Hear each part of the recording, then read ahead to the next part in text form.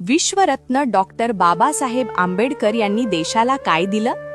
1. मतदानाचा अधिकार, 2. पालकत्वाचा अधिकार, 3. घटस्फोटांचा अधिकार, 4. प्रसूती पगारी रजा, 5. कामगारांना मिळणाऱ्या प्राथमिक सेवा, 6. कामगार राज्य विमा ESI, 7. कामाचे 12 तासावरून 8 तास, 8.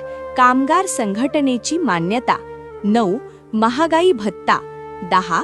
कायदेशीर संपाचा अधिकार, 11. आरोग्य विमा, 12. कामगार कल्याण निधी, 13. निर्वाह निधी, 14. भारतीय सांख्यिकी कायदा, 15. तांत्रिक प्रशिक्षण योजना, 16.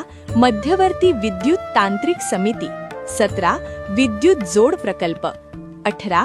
राज्य विभागणी आयोग, 19. मध्यवर्ती जलसिंचन आयोग, 20. अर्थव्यवस्थेची तरतूद, 21. नदी जोड प्रकल्प, 22.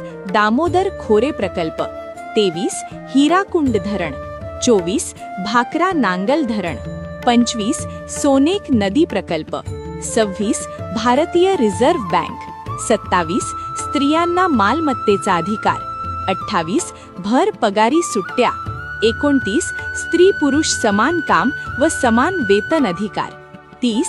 कामगार संरक्षण कायदा, 31. व इतर खूप काही. आणि महत्त्वाचं म्हणजे संपूर्ण राष्ट्राला एकसंघ बांधणारे संविधान दिले.